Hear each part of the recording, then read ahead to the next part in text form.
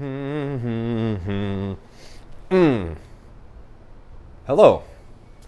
Um, this, I'll probably put all that in. Welcome to Yelling at Birds. Matt here. Thank you for being here. I really appreciate it. Hopefully, I'll keep this one short and sweet. We'll see. We'll see what happens. But I just wanted to go over a few thoughts that I've been thinking about over the last couple of days, last couple of weeks actually, and obviously it has to do with current events. There are a group of people growing larger, trying to take the momentum we have right now and fight for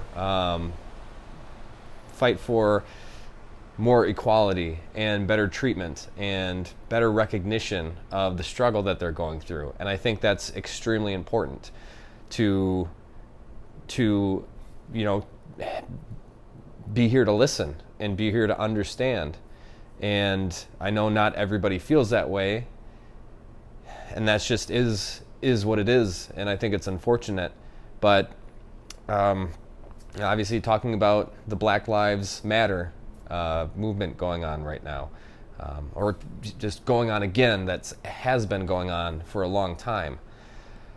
And I guess one of the thoughts I had about the whole thing, I do look at it as, coming from a recovery point of view.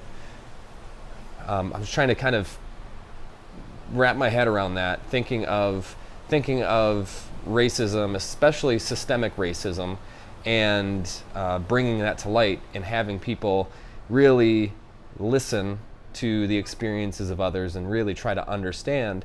I see that as there are similarities to recovery when it comes to damaging choices, when it comes to alcoholism, addiction, recovery in that sense, especially looking at it through the lens of smart recovery, which is really just trying to give you better options, better ways of thinking, so you're not damaging yourself. And why I think of it that way is because we have essentially people that are living in, or I guess benefiting from an implicitly racist system. You don't see the problem, and you could go your whole life and not realize there is a problem, and rightfully so. I mean, if you don't see it, if you don't experience it, if you don't talk to people that are being affected by it day in and day out, it's hard to really accept that there is a problem. So that makes me think of somebody that is right at that point in time in going through a certain addiction, and it makes me think of maybe not so much an intervention, which it kind of feels like it sometimes, but it makes me think of somebody that is like, I'll take myself for example. I had plenty of times through when I was drinking, when I was making those choices myself, and really using alcohol to escape, using alcohol to cope with certain things, and really pulling myself out of the world and isolating.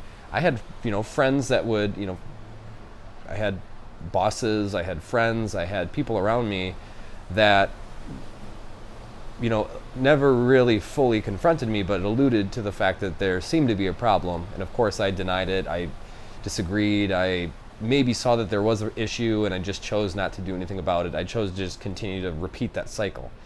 So that makes me think of leaders in the Black Lives Matter movement, and black leaders, indigenous leaders, people of color. They're really the friends and family right now that are sitting around us telling us that there's a problem.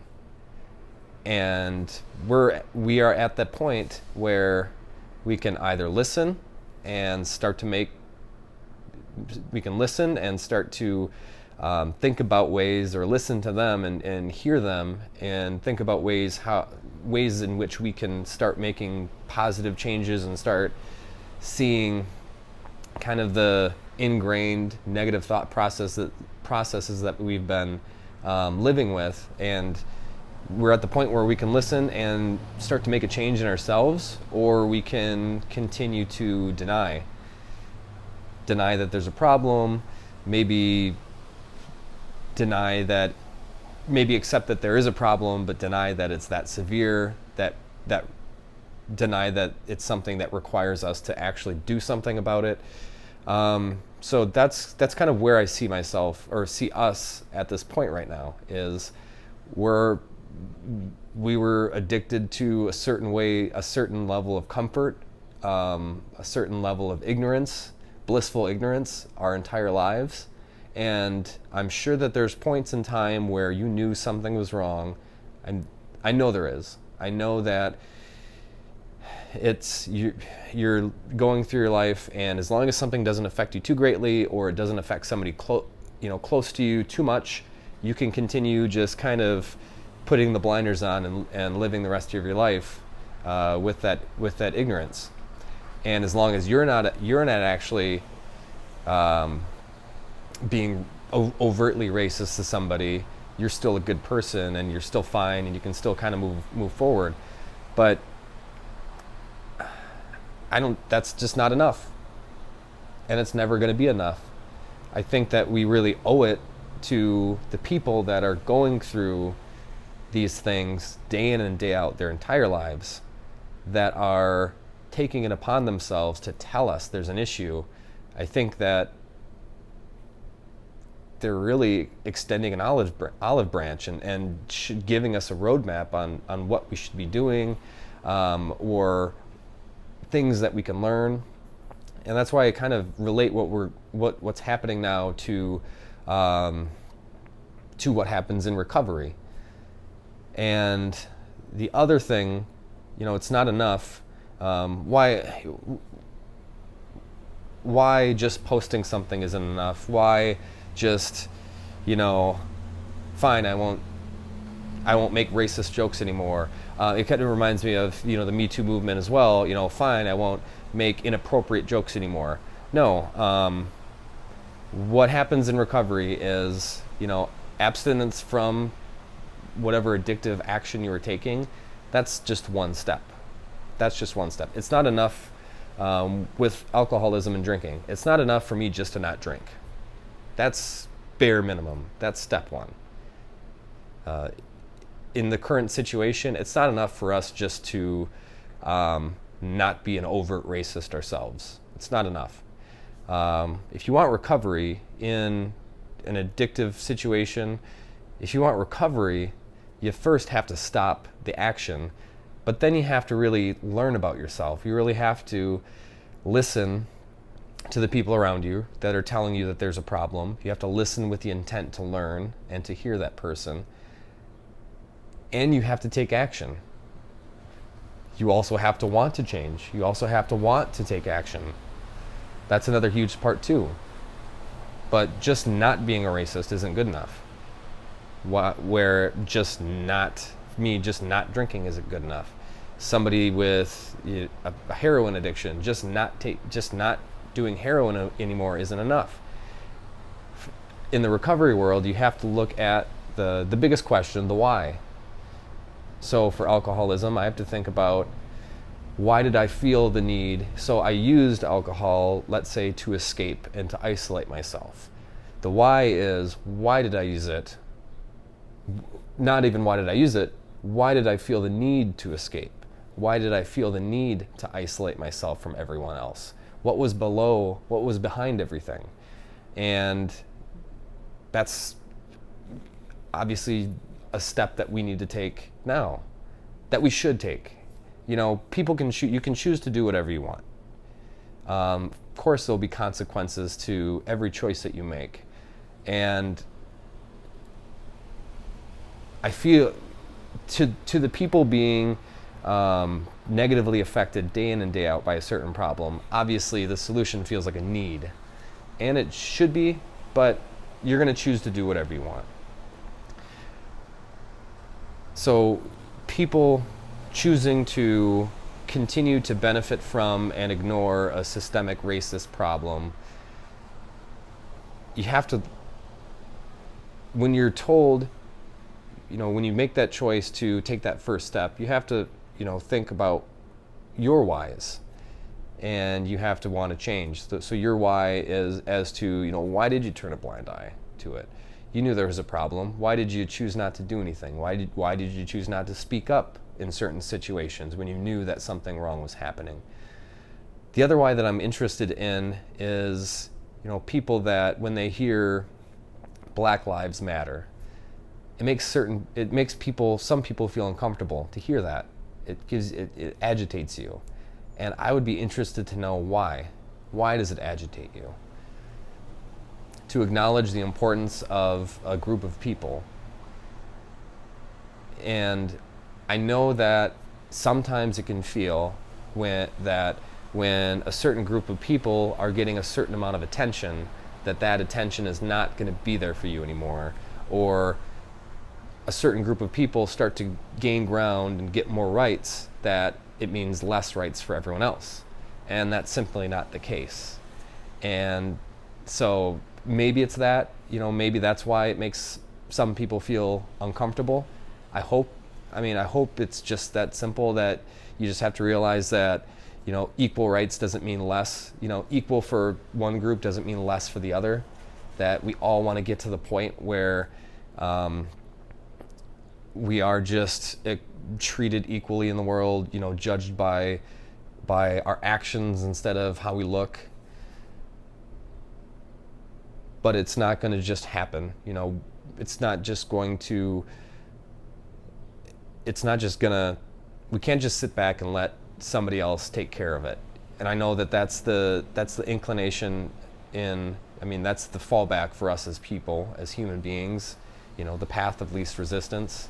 It's uncomfortable to have certain conversations with your friends and family. It's uncomfortable to confront somebody that's doing something wrong. It's uncomfortable. But I hope that you can, listen to people that are being affected by racism, that are affected by brutality, and know that little bit of uncomfortableness, if that's a word, that little bit of discomfort that you'll feel is nothing compared to the massive amount of discomfort that an entire group of people will feel, that they do feel day in and day out through their entire lives, from what they've heard from their grandparents, their parents, what they see every day. That, because maybe just because you haven't seen something doesn't mean it doesn't happen. Just because you haven't experienced it yourself doesn't mean that it's not a problem. That's where empathy comes in. It's being able to listen to someone else, hear what they're going through, accept the struggles that they're telling you about as actual struggles that they're facing.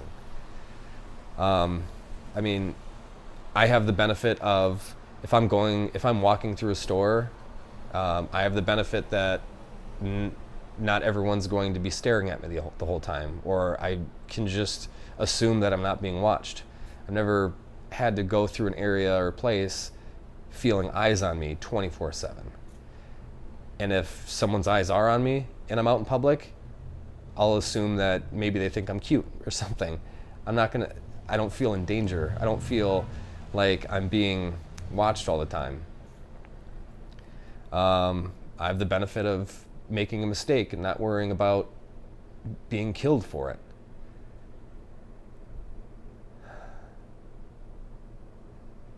So I don't know. That was my little thought. Like thinking about systemic racism in terms of a recovery, in terms of thinking about the state of us as people in a point in time where recovery is being offered, and I think we should take it. I think we should listen to people, especially those that are going through that have to deal with this stuff, for their entire lives. I can choose not to. I can choose not to engage. I can choose to sit by and just go about my life and be fine. Some people can't. A lot of people can't. And I think we owe it to them to listen to what they have to say and to look at ourselves, look deep within ourselves, figure out, ask ourselves those questions, those whys. Why is this happening to them? Why does this make me feel uncomfortable? Why have I been okay just coasting so long, for my entire life? Why do I have to worry about this? Why is this system in our country, why has our country been set up this way? I don't know. I'm getting off track here. But that was it. I just kind of wanted to get that out. I have some more interviews coming up that I'm looking forward to. I really appreciate you being here and listening to me ramble, and I hope to do more of it. So, I'm bad at advertising myself, but if you would like to support the work I do or allow me to do more of these things, I'd like to continue doing more. Obviously, this podcast has kind of centered on recovery, but I also like to hear about other people's experiences that are different from mine, because I want to learn from them, and I want to grow that base of empathy. On top of that, I think that having people on my show, when other people watch, when other people listen to someone that sounds like them, looks like them, or has gone through experiences that they have, it makes those listeners, those watchers, feel heard and feel understood, and not feel so alone. That's what's most important to me about this show, is I want everyone to feel represented. I want everyone to feel like, even if they're the only person going through that specific problem that they're going through, that there's other people that have gone through similar circumstances, and that they're not alone, that there's other people out there like them. So that's why I do this. That's the main point. One of the points is just getting stuff off my head, getting stuff out of my brain. And then the other one is I want just the more people I can reach out to and connect to, the more people potentially that this show can reach, and those people that it's reaching can feel more a part of this world that we have, more a part of this civilization that we've created. So yellingatbirds.com, there is a spot to donate if you'd like to help me out, help support the show, help me do more of these. Yellingatbirds.com, upper right hand corner, donate. That's where you can give your contribution. I don't like asking for things like this, but what are you going to do? That's all I have. I hope you all have a great week. Thank you very much for being here and listening, and keep yourself safe out there. Listen to the CDC, listen to the WHO, listen to the Black community, the Indigenous community, and people of color. Listen to what they're going through. Listen to them. Talk to enough of them. There's not enough, but you should be willing to hear about and learn about experiences that aren't like your own. And you should be open to accepting the fact that maybe these people are telling you the truth. That's all I got. Have a good day. Thank you.